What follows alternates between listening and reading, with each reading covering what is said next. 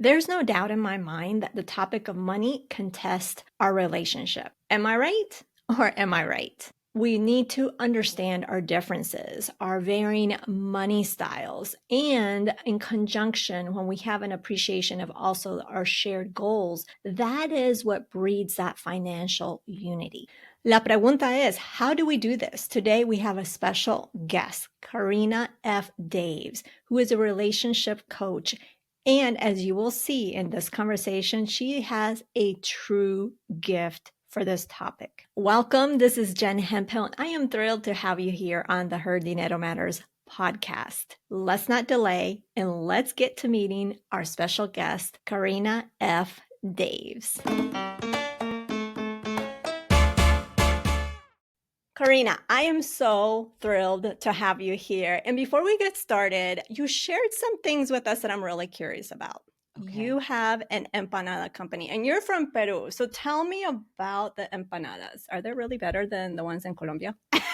Okay, well, fun fact, I've never tried the ones in Colombia, but every time I see it on the menu, I do order it just to see if it's really good. How does it compare to mine? I started an empanada chica company, which I actually closed down about a year and a half ago. I was doing empanada making workshops for women on the fly that had busy lives, and I wanted to teach them how to make empanadas super simple. So I hosted workshops in my home for 2 years. And during that time, I perfected the recipe. And in Peru, we put a lot of, like aceitunas, olives, and eggs and stuff like that in there, and we bake them. And I would say the only thing that I continued was not so much the additional things that are in there, but the baking. I really enjoyed eating baked empanadas versus fried. And I felt like they were taking up less time. So for like the working person or the entrepreneur, or whatever. And so after 2 years, then I was hosting virtual workshops online with COVID. And then I said to myself, everybody raves about my empanadas, like my kids' schools, every event that I host. I had one person convinced that came to my son's birthday party that I had not made the empanadas, that I had bought the empanadas from this like local Colombian shop, by the way. Okay. Now that I'm remembering, this woman came to my son's birthday party and was like, are you sure you made them? I'm like, I did make them. She goes, because they taste exactly like the Colombian empanadas around the corner. And I'm like, I did not. I made them. I have my own business. So then I decided to venture out into the world of food. And I had a really good friend.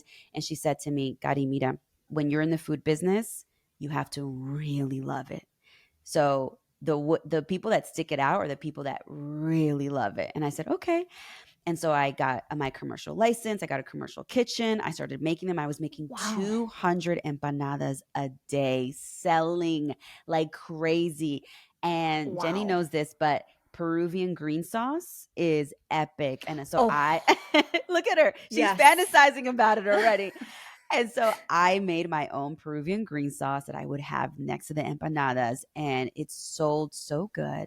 But when I got home, I could feel my pulse all over my body, and I hated it. And I was working my 9 to 5. I had my coaching business, and this was a part of Wow. something that I really wanted to try because I knew it was good. I even flew to Arizona to work with a systems coach to figure out how to turn this business into a viable business in 6 months. And so we had a whole 3-year plan. Like, I don't play games. You And don't.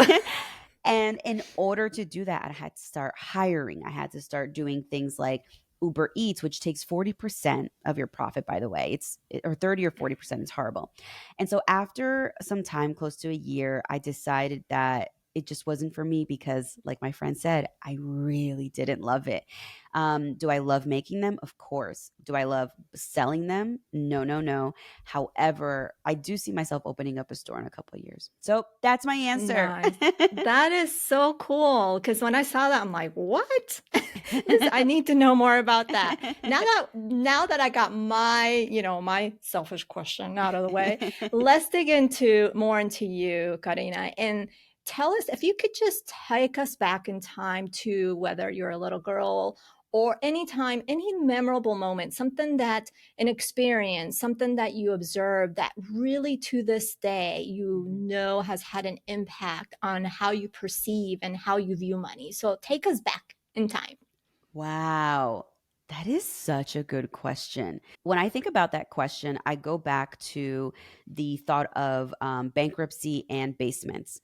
And so when we came to this country in the 90s, we lived in a basement with my dad and my mom. And for me, looking back, it really signified like your, I guess, planting your roots and you're kind of starting over again. Because in Peru, we weren't well off, but we were good.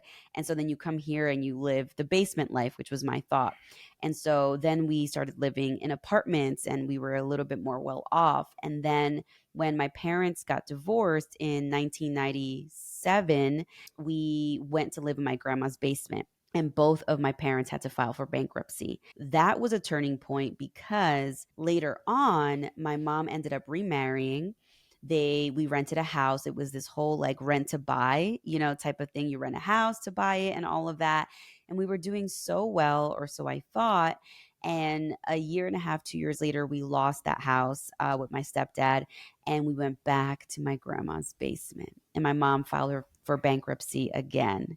And so when I think of my relationship with money and sort of the turning pivotal moments, it's really that feeling of what basements mean to me and what bankruptcy meant. And to be honest with you, I recently have been talking about this because I've really been tapping into my relationship with money. And it's always been this fear of going bankrupt. Now, I am in no position of going bankrupt, but I think that those moments really left an imprint on me. And I want to be so honest with you about that answer because that's I think what I'm at right now in my journey with money is really divorcing, funny enough, the idea that I will never put my family in that situation. And even if I ever do, every single one of those moments that we were in the basement, we always survived. Right. That's key. You always survived. You Yeah. made do. You're still here. You're thriving. And I mean, I love how you mentioned that because I know I asked this question on purpose because we need to have an understanding of why we see money the way we do, right? And a lot of times don't observe that or we don't recognize that, so we still the past still stays with us and we Mhm. have this icky feeling about the past, and we don't recognize it, how it ties into how we perceive money, our relationship with money, so therefore we don't improve. We Yeah. don't make a change. And I'm curious to know, because you mentioned some other key things. You mentioned your parents divorce. You mentioned also divorcing that thought, right, Mhm. that you could be in that position because you know you won't be. Talk to us because you're now a relationship coach. Mhm. And I'm curious to know, I'm always a big believer that our upbringing really impacts what we do today. So I'm Mhm. curious to know, did that have an impact? So how did you become a relationship coach in terms of, was your parents' divorce a big influence, or was it something else? I really do think like I didn't really fall into it. I'm a big, if you follow me on Instagram or on TikTok, which if you're on TikTok, do not get involved with the comments. It's a different world out there. But I really do feel like everything happens for a reason. I'm a big believer in God and faith is such a big part of my life. And, it's interesting because when we moved to that house in Union, New Jersey that we lost, it was that year that I actually met my husband when I was 13, who I'm married to now, which we didn't stay together, but I met him and it was like that was implanted. And I always wonder if we moved just so God could put us together for us to be later Mm. together in life. And when I think about my parents' divorce, I remember thinking and still believing that it was the way that relationships went. And I was very much a checklist person, like get your degree, check, get married, check, have kids, check, and, go to church, check. And when I got married with my husband, he's a very flexible, outgoing person.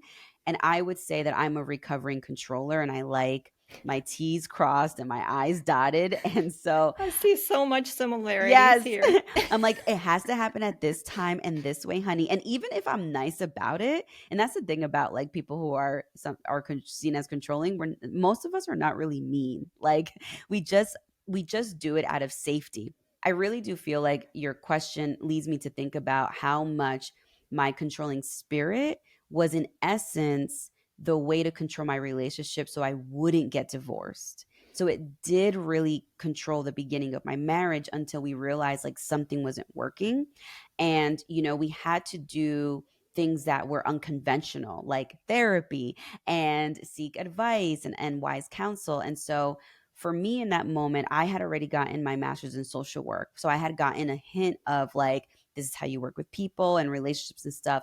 But it wasn't until my husband Terrence and I went to couples therapy that I really started to feel like, wow, most of the issues that we have with each other has more to do with our own unresolved issues and our own unresolved trauma than it does with each other. And actually, the focus is you, which is why one of the biggest things I say is like a better relationship starts with a better you. So, yes, not only did my parents' divorce influence my relationship coach journey, but so did my own marriage in realizing that there was more to it than the surface level money and the surface level, like you're not taking care of the kids. Like it's much deeper than that. Yeah, and realizing that takes a while. I know it Mm, took me took me a while because we're so focused, and I don't know if my husband and I were young, in hmm our 20s, married, and just we were still trying to figure out ourselves. And so when there's an issue in the relationship, you find, I forget the term for it, but you try to find the issue of what it is, and it's usually not within yourself because hmm me, like, why would it be me? Right? This is how marrying my husband is how I discovered how stubborn I am. mm. That didn't realize that. People try to tell me that. I'm like, no, never, not me.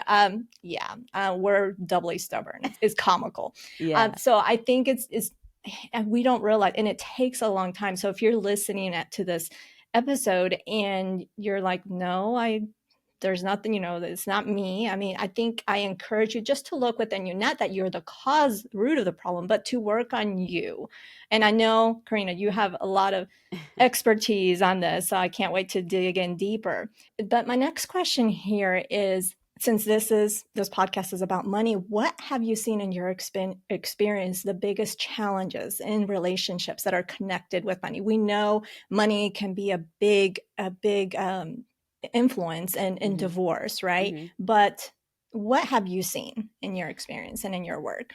Sure. And I just want to offer that, like, when you talk about your relationship with your husband, it reminded me of how much your marriage or your relationship is your mirror, which is why, like, you were able to see that side of you because it's a reflection of who we are. Like, they're telling us their feedback of us, and we're either going to like it or we're not. And in the beginning, we usually love it. And then by like year five, we're like, you're crazy. I'm not like that. Right.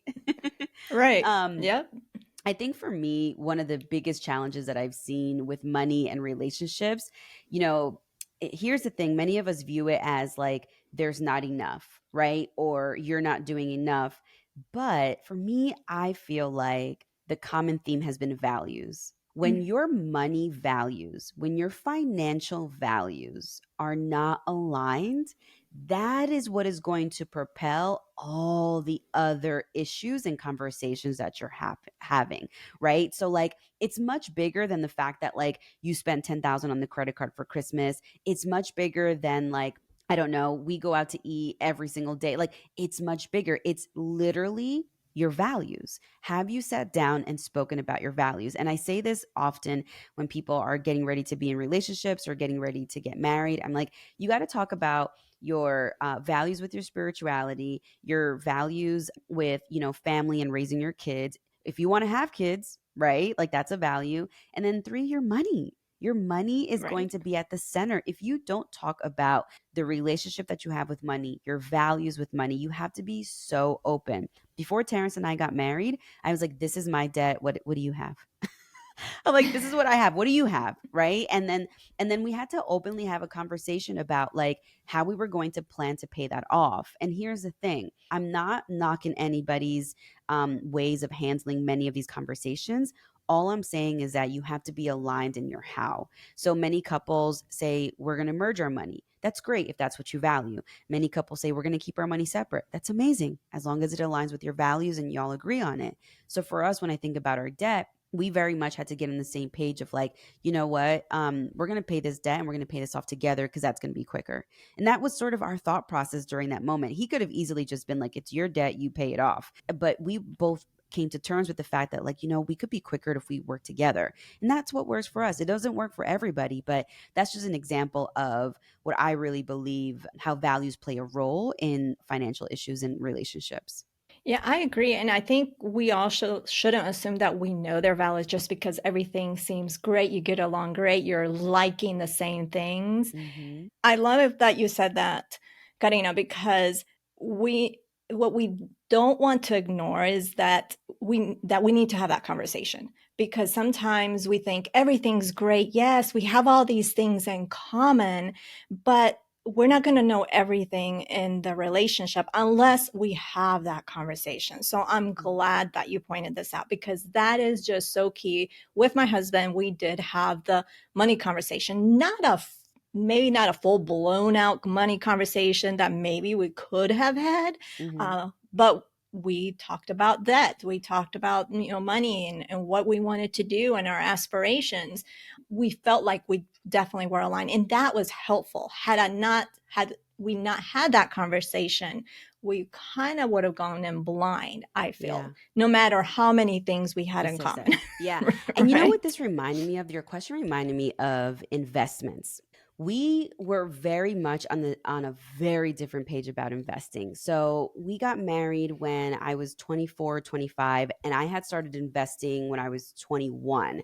I got my first professional job, and this guy sat me down from TIAA, and he was like, there's something called investing and you should do it because your company matches up to 16%. And I'm like, what?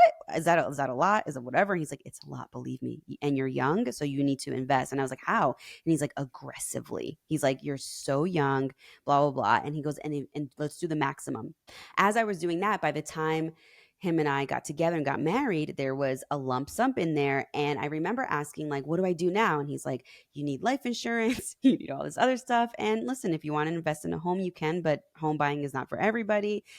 Just know that you can always pull from your 401k. Like, he gave me all these things. You can take a loan against it, whatever, whatever. And so when I got married, I was like, oh, just so you know, like, I'm also investing in these different areas and these stocks and using my 401k, but that's all I have for now. And I really do plan on figuring out how to invest in other areas, like these things I hear called a brokerage account. Like, I was like super, like, new to everything. And my husband's belief at the time, I'll never forget it. He's like, well, my father always told me that investing is giving a white man your money and you'll never get it back. And I was like, oh, that's so interesting. Even though the TIA rep was white, I was like, he's not taking my money. I was like, I'm literally watching it. And I remember having just this moment of like, I can't change his mind. And this is actually one of the things I share with my clients is like, sometimes you're going to have conversations from a place of not changing their mind, but just letting the record show. And in that conversation, I was just letting the record show that this is what I was doing and that we were just going to watch it and see. And if I ever made another life changing decision, that obviously he would be in the mix of it. And what interestingly enough happened is that about 6 years into our marriage, we bought our first home. And guess what we used? That investment money.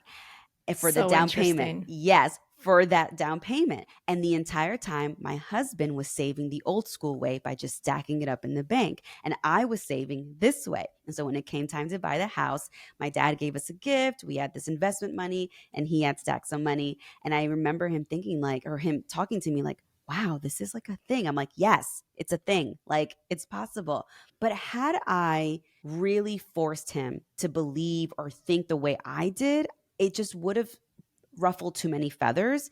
What I wanted to just really build was just the foundation of our values, which was like we both valued working on things together. We both valued, taking some form of risk, and we both valued trusting each other.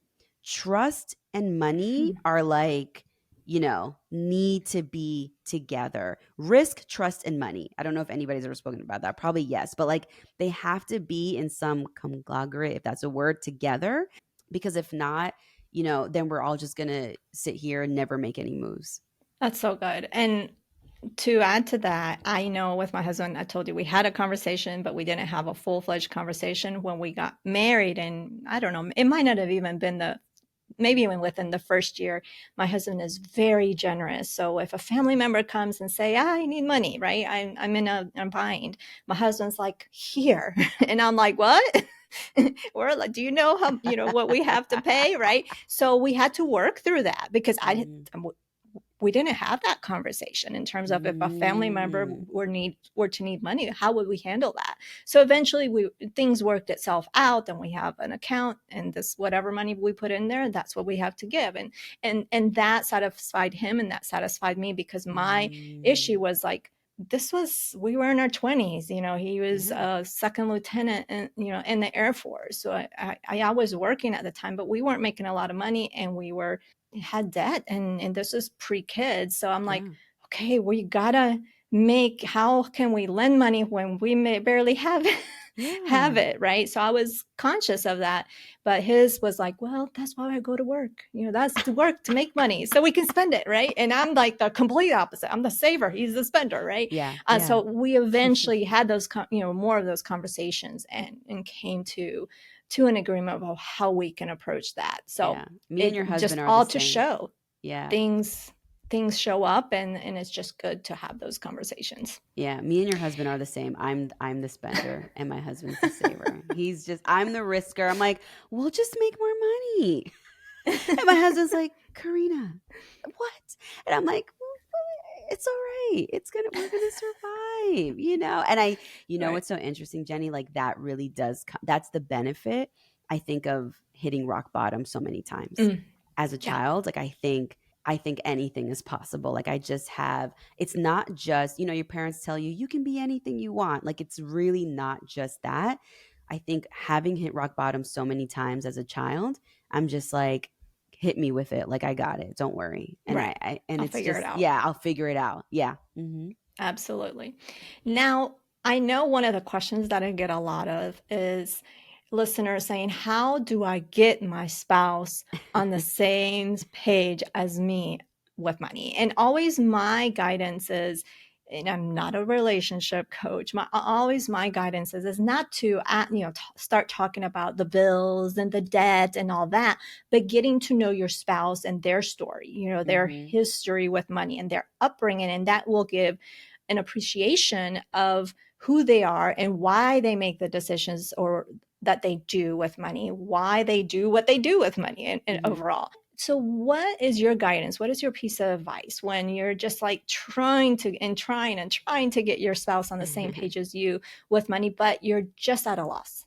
This is one of my favorite questions. Okay, here goes. I'm ready. So, plenty of times when we're having these difficult conversations, I'm going to have a whole framework on this, but we're going to tailor it to money. When we're having difficult conversations with our partner, we have it from a space of urgency because the very thing that we want to have a conversation with them about feels so urgent. Like we have to solve it right now, as if the world is ending, as if we only have 24 hours and like it's Armageddon all over again. And what I want to remind you of is that time and the space that you have these conversations are extremely essential. I'm not asking you to wait it out. I'm asking you first to regulate your own emotions and your own nervous system before going into these conversations. I want you to start fantasizing about the good things about your partner, because what happens when you have these conversations from this sense of urgency is you go into the conversations blaming your partner. Like, I want to do this, but we can't because you eat out every Friday and you have to stop eating out every Friday. That's how we're going to solve the issue. That is not going to go well. Okay. And even if it does, it might mean you're with somebody that is trying to people please you. And that's not good. That's not a team. Okay. I want you to first think about the regulation of your emotions, you going into it. I want you to regulate your sense of urgency. And I want you to find an environment. I don't want the kids to be around if you have kids. I want it to be quiet. I don't want it to be while you're distracted and watching a movie or you're getting ready to do something juicy. I literally want it to be a space where, listen, go grab some dessert, go grab some ice cream, right? And just sit down and say, what every partner hates hearing, which is we need to talk. I don't even want you to say that. I want you to say, like, listen, I've been thinking there's a couple of things that I really want to do. Like while we're here, I really want to buy a house. I really want to do this.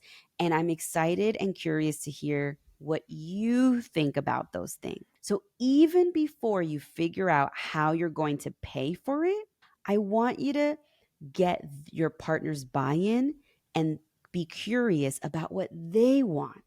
Because you're going into the conversation about what you want, but have you thought about what they want? Absolutely. Right? And so hear them out because they might be like, which I'm going to stop here and tell you what happened with me.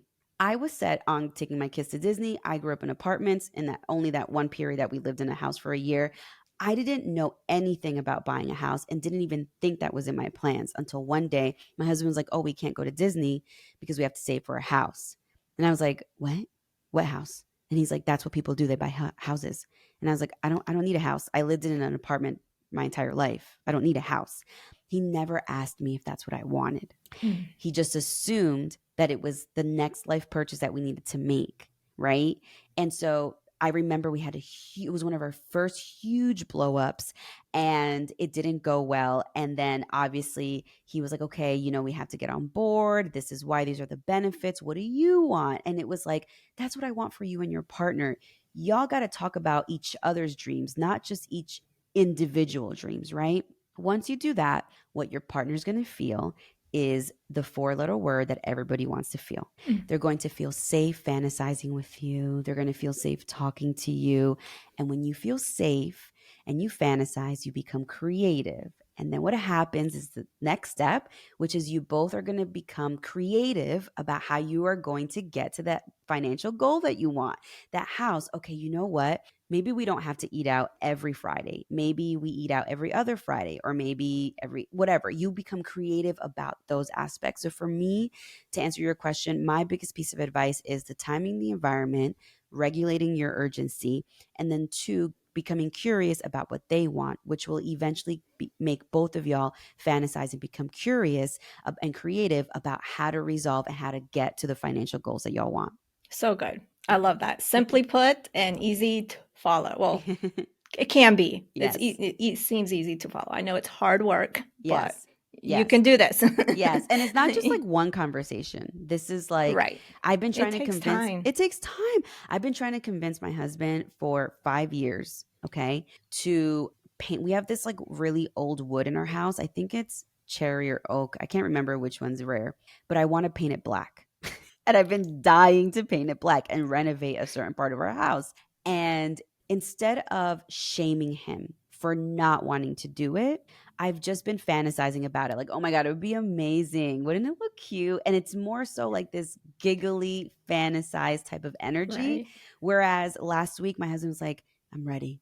I'm ready to finally paint it black. You're right. Like, it would sell better, the way the Mm. houses are on the market." And I'm like, "Mm-hmm." And in that moment, I could have been like, "I told you so." But I was like, Right. "Oh my God, that's You so don't want to say exciting." that. Yeah, I don't want to say that. I was like, "That's so exciting, so good." And talking about finances, and we can get into this in a second, but I want you to know that I'm also married to somebody that has an extremely expensive hobby. And navigating that is also, what's the word I want to use? Interesting. Hmm. Hmm. Yes. So, yeah. Yeah, my husband has a expensive hobby too. Wait, what does your husband do? Cycling. I think that's It is. expensive. Like Mine's a the drag racer. bicycles. Yes. I've seen bicycles for like 4 grand. I'm like, Yep. who's riding these bicycles? Your husband. Right. Your And like husband's what riding happened them. to what happened to the $100 ones? Like Yes. what's wrong with those? They're like he's like, that's not Yes. what you ride on the street. I'm like, Yes. why not? Jenny and his gear is expensive too, right? And he has to have different, attire. Like why do you need but that's just me, but Yes. that's what he values and that's what's important There to you him. But go. I'm like, why do you need like 20, 30? I don't know if he has 20 I might be exaggerating here, but I'm like, why do you need all of those? It's not like you go cycling every single day that you need to have a different outfit for every single day. Like, why do you need? But he values that. It's important to him because it's like a community. And I'm like, a community that I don't understand, but he enjoys it. Wow. I love that we're sharing this. I Yeah. love this. And I love what you said. he values it and it's important to him. So even though Yeah. you don't understand it, support Mm-mm. doesn't mean that you have to understand. Support literally means that you allow your partner to be themselves. And through that, their happiness and joy starts to just like soar. And then y'all soar together. I promise you. I will never understand. My husband's a race car driver. I will never understand that hobby, not just because it's expensive, but because it's life threatening. Why? Like, Mm. why would you want to do that? And so the I guess what part, I don't know, the part, there's another part of my brain that's like the safe part of my brain is like, well, he needs very expensive life insurance. I'm like, that's my part, right? Where Mm. I'm like, I'm gonna take care of that. Don't worry. Like, we will just make that work. We have kids. I'm like, you can do whatever you want. I was like, but in the rare case that something will happen, at least we'll be fine, right? So, anyways. Yeah, and I think it's just important to because I have tried cycling. Mm-mm. Not for me. It hurt my butt too much, and I just did not enjoy it. But I tried. I tried it, Mhm. and to kind to show it the support, and because that's a big thing, and he does the same. So it's like very reciprocal. Like in some things he doesn't understand that I enjoy, but it's all good. Yeah, yeah, It's yeah, all good. yeah. As I think it's just important. It does make because we even though you know in a relationship you're together, whether you're married, you're one in a sense. You're still Mhm. individual people, right? With Absolutely. individual interests that Mhm. you want to still have that independence. So you don't want to be like complete. I mean, yes, you're married, you're attached to your spouse in a sense, but you want to have that definitely like I'm me. I want to do my own thing. Yes, absolutely. And it's just so important, so important. Yeah. Now, one thing, and I wanted to dig into a little bit more about this because I want to make sure that those listening that are clear that I really love your messaging about really being a better you. Mhm. So if you could take us, because we talked about it a little bit, but can you take us, what does that mean for you? And how do you improve yourself? Because you might Mhm. think I'm fine. I'm good. Yeah, yeah, yeah. I think that in life, you are going to be constantly triggered. Your relationship is going to trigger you, no doubt about that. And I take triggers as opportunities for growth, and I see them as possibly untapped things that I haven't dug deep into that are still there. And so recently, with the story of like basements and bankruptcy, I'm in a money mastermind. Funny enough, during this season of my life, as my business is growing, I've realized that I really need to work on the relationship with money. And even though I'm a saver and an investor, and we have equity and we have properties, I think to myself like, okay, what else could be there, right? And I had, before I joined the money mastermind, I had a trigger about money. And for me, bettering yourself is looking at your triggers as more of opportunities rather than becoming discouraged by them, right? Mm, So like, if I don't know, if I'm acting a certain way in or in my relationship, I remember when Terrence first started building his race car, it really triggered something in me where I kind of felt like I didn't have a thing because I was mm, very much pursuing sort of the normal immigration story, right? Degree, job, six figures. And when we got married, he was like, I was like, what do you want to do with your life? And when you grow up? And he's like, I want to be a race car driver. I'm like, that's so stupid. And I was like, it doesn't fit in the box. And he was like, what box? And I'm like, the 9 to 5 box or the business box. And he was like, yeah, but he's like, I believe God put me on this earth to enjoy life. And I really, really love race car driving. And not only do I love it, but you can make money off of it, off of sponsorships, off of a lot of stuff. And I was like, that's interesting. And so I remember feeling triggered by his dream. That, did I live my dream or did I just live my parents' dream? And so for me, a better you is really pointing out your triggers and looking at them as opportunities for growth to tap into things that you just may not have looked into as much. so good. And I think it's something that we always continue to grow in Yeah. because you may think, oh, I solved that. I'm not triggered by X anymore. But later on in No. life, something else happens. It brings Yes. something else up. And then you have to, reflect on that and figure that out. It's just, we're always a work in progress. We're Yes. always evolving and things change. We have to give ourselves grace, Yes. to make mistakes, grace just to adapt to new things, right? So because Yeah. life is interesting. Life is challenging and it's fun and it's all those things. Yes. Yes. It's so true, Jenny. Like I look back at life and I recently had somebody ask me yesterday, like, what season are you in? And I was like, I don't know. I've been through my cave seasons where like I don't talk to anybody and I'm super Mhm, private and it feels lonely, but I feel like I need to prune and I need to figure out the things that I need to remove from my life, right? And I've been through the seasons where I'm hustling, like mhm, hustling nonstop. I don't like that those seasons. Like they didn't feel clean to me, right? And then, I've been in the season where it's just been focused on my marriage or my career.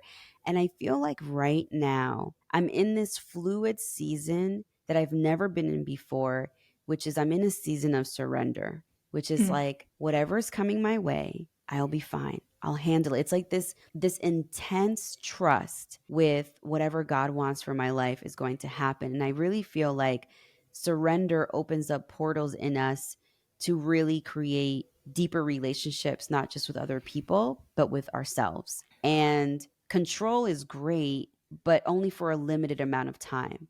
Surrender, I feel like, is the true key to freedom, to finding yourself, to finding your authentic self, and allowing yourself to be worthy of new beginnings over and over again. And you know what? It's interesting that we're here having this conversation, and I personally needed to hear that. Amen. In the Wow. stuff that we're dealing with right now, the challenges and it's life, right? And Yeah, we'll yeah. figure it out. But I personally, so thank you. I Oh, really appreciate oh, that. I anytime, needed to hear anytime. that. Yes. Now, to wrap it up, I know we talked about we've spoken about so many things. And one of the things, and it's going to be perceived as advice or guidance. And Okay. recently I saw a reel, and it's also on TikTok, and I'll be sure to link it up in the show notes, where that I really connected with. And it's Mm. about the advice people give. Because we live in a world that, especially now with social media, where everyone's giving out advice, everybody's giving their 2 cents on ABC topics, right? Mhm. And some of it's like great, and of course there's bad apples there too. But I've always in this podcast, what's really been important to me in this podcast is to make sure that listeners know that, and I always tell them, take what aligns with you, what serves you maybe Mm. in this season in your life, and Mhm. forget the rest. You don't have to do all of the things. Yeah. But you said it. What you said in that video was just so eloquent and so powerful. If you could tell us about that. Sure. So what Jenny's talking about is a reel that I recently made about how there are going to be many periods of your life that are going to be life changing, right? When you get married, when you have kids, when you make a huge financial purchase, whether it's a home or a car or investing, where you're going to share those moments in your life. And what's going to happen is that you're going to share with people that you love and that love you back. And during these moments, people that you love are going to share their feedback and their advice. But what I want you to understand is that their feedback and their advice is coming from their values and their belief and what they firmly believe to be true. So it's not that they don't care about you, that they don't love you, or that they're trying to knock whatever it is that you're doing. They're just sharing from their perspective. Obviously, sometimes it's unsolicited, okay? I got to say that. But they're sharing from their perspective to you what they firmly believe aligns with them based on the decision that you're doing in your life. And that's all that's happening. And now here's the thing. What I tell my clients is that you get to decide two things. You either get to decide to exit the conversation, which my favorite way of exiting a conversation is saying, is that so? So that doesn't imply that I agree or disagree. It literally is Right. me being curious. Like, is that so? That's so good that it works for you. Thank you for sharing that. End, right? Or you Hmm. entertain. And when you entertain these conversations, it's because your values and your decision of what you're making, you're attempting to compare it to the advice that they're giving you, right? Especially if it comes against what you're doing, you're just curious. So you're choosing to entertain it. And when you do entertain it, I don't want you to entertain it from a spirit of offense. I genuinely want you to entertain it from a space of curiosity. You see, when we entertain from a space of offense, it's because we've taken it personal, like severely personal. I don't want you to take stuff personal. I just want you to be curious. So you either exit with, is that so? That's amazing. So happy it works for you. or you decide to entertain it from a space of like, tell me more, let me hear more about this, and let them just go off because you're genuinely curious. But you get to decide what you pick and choose to add to sort of your pool of values and your pool of decision making for your life. Love that. And I wanted you to share that because one, I thought it was just so powerful. Thank And you. also for those of you listening that are going through a time in your life that everyone wants to just give you their piece of advice and you just don't know what to do because, like you said, Karina, sometimes it's just unsolicited. And Mm-hmm. so I just wanted you to hear that because it just is so powerful. And I hope that you get something from that because it's a powerful message. Well, Karina, this has been so fabulous. I Yes. have so enjoyed this conversation, and I'm so glad you joined me today. And hopefully, you'll join us again in the future. Thank you so much. And listen, if you're on Instagram or TikTok, I primarily live on those two platforms. You can follow me at Karina F. Daves or my website, karinafdaves.com. I love helping people overcome the number one conflict in their relationship so that you realize a better relationship starts with a better you. Okay. And one of the biggest things that I love doing is really moments like this with Jenny to just creating community and creating this relationship. And so I just want to say thank you to you for having me. I had Of such a great course. time. And listen, we talked all things food before we hit record, okay? So if you if you don't know anything about us by the end of this episode, please know that we love food, okay? Thank you, Jenny, so much. No, thank you. This was such a powerful episode. You probably sensed it with my own reactions. After this conversation, you now have the crucial points to really ensure that your relationship and money aren't sources of discomfort and tension. Understanding each other's background and values really sets that foundation for any money conversations or for just the future of you two financially. And of course, your money styles are going to differ, but it is important to support each other's financial interests with empathy. And that is going to bring in that harmony in your relationship or that financial harmony. So focus on becoming your best self first, and you'll see magic happen in your relationship. Of course, after that powerful conversation with Karina, you're going to want to connect with her more and learn and hear from her more. So be sure to do that on her website at karinafdaves.com, and you can get that in the show notes. And it may sound like a broken record, and that's okay, but financially strong Latinas around the corner, so I want to make sure you don't miss out on that. Next week on the podcast, you're going to learn about the term happy money, and we're going to be having a conversation with best-selling author Ken Honda. Yes, Ken Honda is going to be on the podcast. It's a great conversation, and you don't want to miss it. That is it. Thank you so much for joining me on the podcast. You can check out the show notes over at jenhemphill.com/370. That's jenhemphill.com/370. Remember that being the reina of your money starts now at this very moment simply by claiming it. I believe in you, and so should you. Nos hablaremos el próximo jueves. Ciao.